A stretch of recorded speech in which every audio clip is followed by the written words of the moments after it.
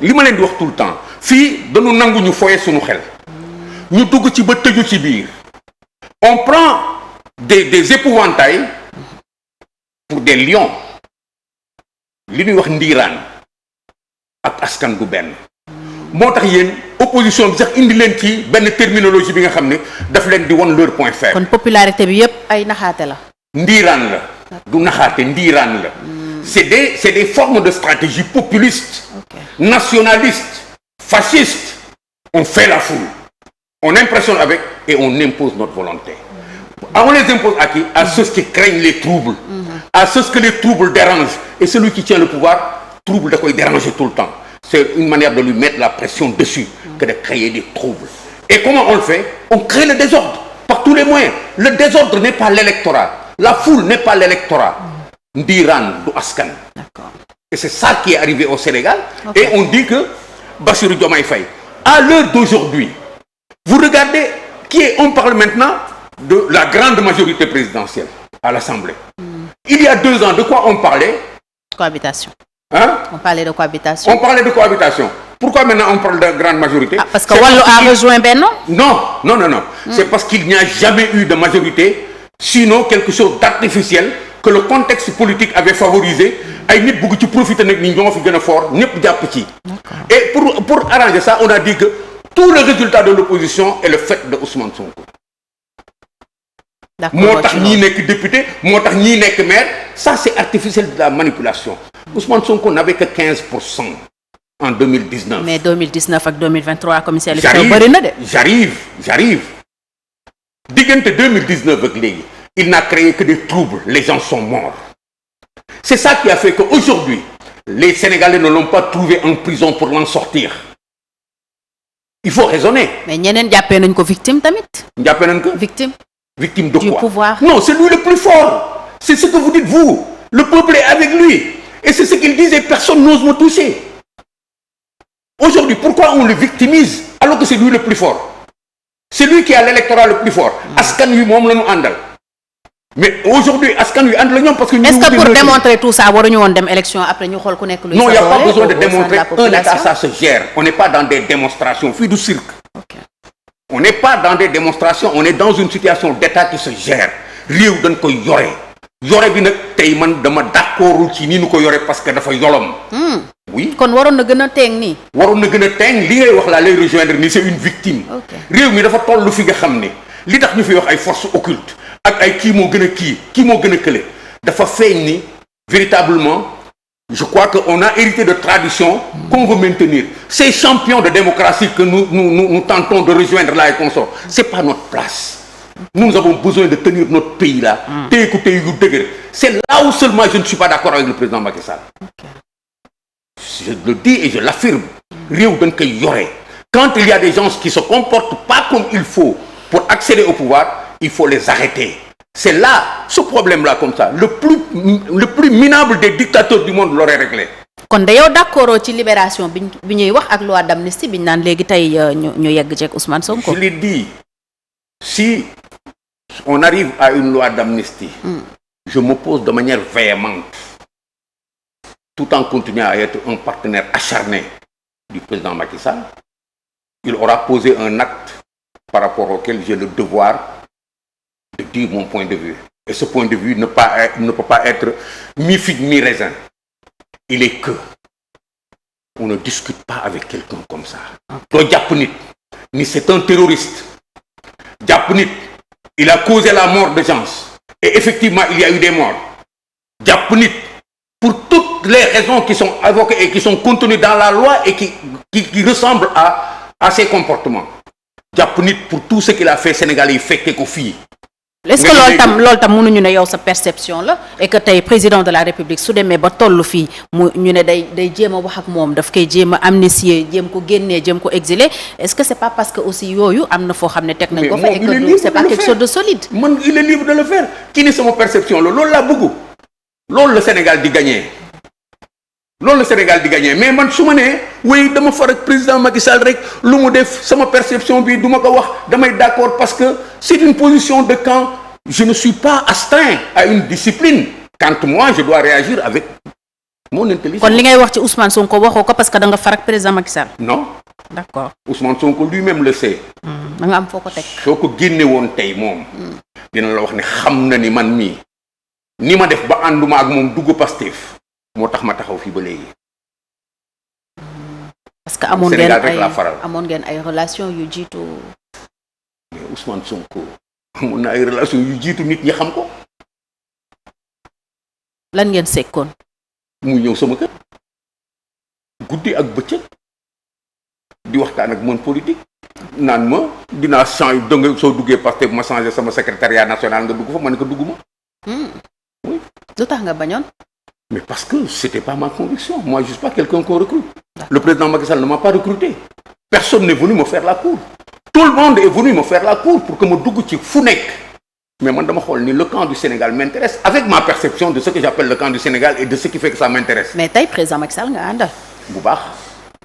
ok lu tax nga ànd ak président Macky Sall te mënoo ànd ak Ousmane Sonko. parce que Ousmane Sonko n'a rien qui fabrique le Sénégal c'est simplement un délinquant qui se déambule. Qui a fait dans toutes les sauces du monde pour pouvoir accéder au pouvoir au bénéfice de lobbies étrangers. Voilà. Parce que Ousmane Sonko est un prétentieux, un perturbateur dama lay wax laajal. Cheikh Tidiane Dièye bi ànd ak moom tey. nga laaj Mame Adama Gueye. nga wax leen su fekkee ni par parloo dindi wuñ ko rek. ils n'ont pas eu de difficulté pour accrocher avec qui mais dañu dem ba levain wu besoin wu pousse pouvoir bi mu génn. tax ku nekk dem féeti ji foofu loolu moo daloon tous les gens de l'opposition qui sont allés se coller à Ousmane Sonko mais tout le monde sait que c'est un délinquant il n'a pas dans une once d'idée politique de construction de progrès. li ñuy wax ci projet bi yëpp. projet bi bindu ko. Akhenaton wax na ka. ku bind projet bi. projet bi mën naa waat ni à 80% c'est le savoir de Cheikh Tidiane Dièye. je n'ai pas moi je connais Cheikh Tidiane Dièye il me connaît. fanaan nañu guddi comme des éclaireurs man ak moom ak Ousmane Sonko ci àll bi je le dis di xalaat di teg Ousmane Sonko mësul toog ci taabal xalaat luy defar Sénégal moom lu muy xalaat mooy nu muy amee troupe bu ko pousse ci kanam lay def la doon toppatoo. oui mais par contre ay góor ak ay jigéen dont Cheikh Tidiane Dièye Mame Adama Gueye ñoo daan ànd di dugg ci hôtel yi di wax moom mësu cee bind mësu billahi damay wax c'est des choses qui sont simples. c'est un borné à part inspecteur des impôts et domaines xamul leneen ak faire des troubles je dis la vérité man du ma topp ku mel noonu maa ko ëpp capacité du ma ko topp ci wax ci Sénégal lu koy defar maa ko ëpp fuuf parce que su ma xamul woon sax ci fi ma jaar ak moom dama nangu ànd ak nit ñi te bi may ñëw dama xam parce que je suis un Sénégalais concerné par la chose politique il ne m'impressionne pas avec les livres qu'il écrit là et consort comme tous ces solutions yooyu yëpp ma ne ay solution yooyu yëpp. du dara solution xamu ci dara gis nga li mu def ci biir solution du ma ko lire te xam naa ko su ma ko liirul tax xam naa ko je connais je sais manipuler toutes ces idées là et consorts parce que def naa ko tout seul def naa ko ak ñeneen depuis moom boobu nekkee xale. cette révolution là elle ressemble à quelle révolution maa ngi wax ñoom de croix génn leen ngeen wax nit ñi dëgg. yéen fii ngeen nekkoon vers les années 70 avec à peu près les mêmes idées avec la différence que. ñoom ils s'étaient adossés sur une idéologie et des projets véritables c'était des gens de la gauche c'était clair ici c'est des profitards agitateurs populistes qui ont profité du vide idéologique pour s'installer ici ku nekk bind livre nag ni man maay defar Sénégal c'est quoi ça mais il est incapable Ousmane Sonko de fabriquer un champ de maïs qui fonctionne à plus forte raison de fabriquer en Sénégal. pourtant am na lu mu expérimenté dans le sud ba ay xale di ci. loolu yëpp c'est du cinéma arrêtez-moi ces histoires-là. tous ceux qui ont expérimenté moi j'ai expérimenté combien de choses j'ai pas fait de film là-dessus j'ai passé toute ma vie à encadrer des enfants aux endroits où je me suis trouvé étant commissaire de police en activité ba li may dunde tey xale mooy sama soxla. mais est-ce que j'en ai fait un folklore di wane ne man maa mën même les garabu qui font maa mën dañ lay nax. donc ku jaar ci yoon woowu rek mu ngi nax askan wi Ousmane Sonko c'est un charlatan c'est ça le problème. tey su ko président Macky Sall libéré woon parce que Alioune Tine nee na dans quelques jours il va sortir lan mooy nekk sa réaction. man.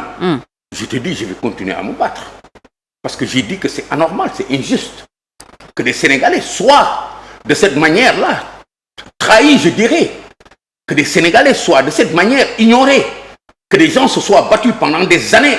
te gëmmuñu quelqu'un comme moi je me suis battu pendant des années mais dofuma. Je me suis battu parce que dama gis ni lii mooy jëriñu Sénégal. Je me suis battu parce que dama gis ni kii baaxul ci Sénégal. Pour des considérations maintenant de jàmm paix alors qu'il n'a jamais voulu la paix, on dit on va le libérer, surtout quand c'est des fauteurs de troubles comme Alioune Tine qui sont là-dedans, comme d'autres qui sont là-dedans, des gens qui ne pensent pas à l'intérêt du Sénégal, qui sont manipulés eux aussi par l'extérieur et par leurs intérêts. Ah kon médiation bi ñoom dañ ci am intérêt. Je te dis que ceux qui gèrent cette médiation waruñu dox ci Sénégal parce que dañoo wone seen ay limites. Quand des gens nous imposent une vue des choses qui dépend de leur gagne-pain, des gens qui parlent de liberté, de calme, quand des gens prédisent des troubles, ne réew mi tàkk pour que ñoom ñu am dara depuis toujours ils sont là. Solution bu ñu dugg rek seen intérêt moo ci nekk. C'est le cas de Alioune Tine, c'est le cas de Atepa, c'est le cas d'autres gens qui sont là, qui ne méritent pas, eux, qu'on s'assoive avec eux pour parler du Sénégal. Ils l'ont suffisamment prouvé. C'est ça le problème. Donc ñun mënuñu dox ci loolu. Mais pourtant dans cette dernière médiation aussi on cite la première dame, est-ce que moom tamit si loo boobu lañ ko war a dugal. du demee noonu. du demee noonu. parce que soo waxee loolu de manière mécanique c'est finalement yow tu refuses de rejoindre mon raisonnement. Non damay laajte. Tu rentres dans une zone de caractérisation, tu refuses mon raisonnement. Okay. Parce que pour nga dugg ci catégorie boobu il faut que antériorité bi armée la. L'idée de médiation peut être rejointe par n'importe qui. Par yow. Est-ce que ci catégorie boobu nga bokk? On pouvait te trouver dans cette nasse-là. Okay. La première dame, du fait de son rôle, de sa proximité avec le président de la République, peut servir de relais, facilitatrice, pour que wax ji am. Mais est-ce que dans le profond de son être, elle est en train de faire sa responsabilité et suñu demee ba taxaw ba facilitation war a am ñu xalaat ni war nañ jaar ci moom suñ ko contacter. Est-ce qu'elle va se rebiffer? C'est pas son rôle. Son rôle, c'est d'avancer jusqu'à ce que ki yore cëggal buy bi am fu mu taxaw.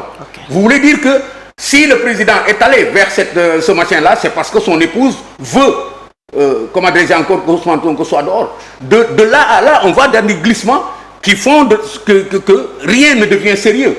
Tout se traite comme ça. Moi, je considère que li may wax ci Alioune Tine ak li may wax ci Atepa li ma xam ci ñoom li ñu joué ci espace public bi depuis toujours moo tax ma koy wax du négociation bi. Je ne les veux pas dans tout ce qui va arranger le Sénégal parce que en fait Alioune Tine a passé toute sa vie à ne pondre que des thèses qui vont brûler le Sénégal et je ne suis pas le seul à le penser.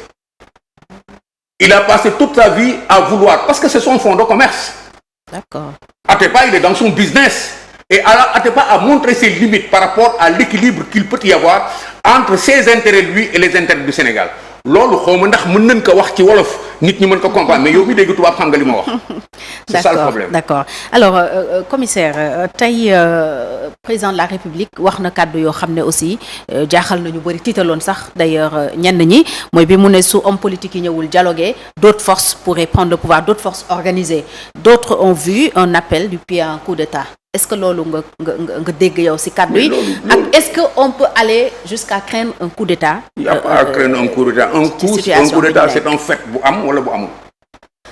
Le jour où on plongera dans une situation à coup d'État, nous devrons assumer que ni ñun ñoo yóbbu suñu bopp ba fii. Est-ce que ñu ngi ci yoon bi? Est-ce que ñu ngi ci yoon bi? damay delluwaat gannaaw ñëw ci yow. jibewul fii.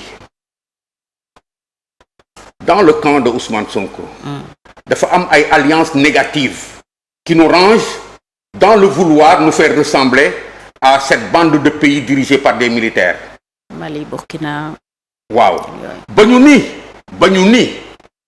ñooñu ñoo baax militaires yi ñoo baax nañu delloo Sénégal ba ñu naan CEDEAO bi muy juddu ay militaires ñoo ko formé woon te da doon dox. Ce n'est plus bon depuis que c'est devenu un syndicat de chefs d'État qui ne sont pas militaires. Que le Sénégal gagnerait à entrer dans ce lot-là. Consultez Kémi Séba, Guy Marius Sagna. Je viens, Guy Marius Sagna, je suis clair. Kémi Séba, Guy Marius Sagna, Nathalie Yamb, Franklin Niamsi, et je continue à citer. Tous ces bandits qui sont encagoulés, ces renégats qui ne sont là que pour vendre l'Afrique à de nouveaux impérialistes. Ñooñu ñoo bëgg coup d'État et ils sont linkés avec Sonko. Oui, ils sont linkés avec Sonko. Et on ne citera pas d'autres gens là-dedans, mais il y en a plein qui sont là-dedans, qui sont dans ces complots contre le Sénégal. Mais est-ce que yooyu yëpp tamit commissaire manipulation constitution du ko lal parce que quand un président de la République se permet de toucher peut-être à un article boo xam ne amoon na clause d'éternité la durée du mandat du président de la République yooyu souvent aussi partout il y a coup d'état yooyu moo koy alimenter. C'est parce qu'il y avait des manipulations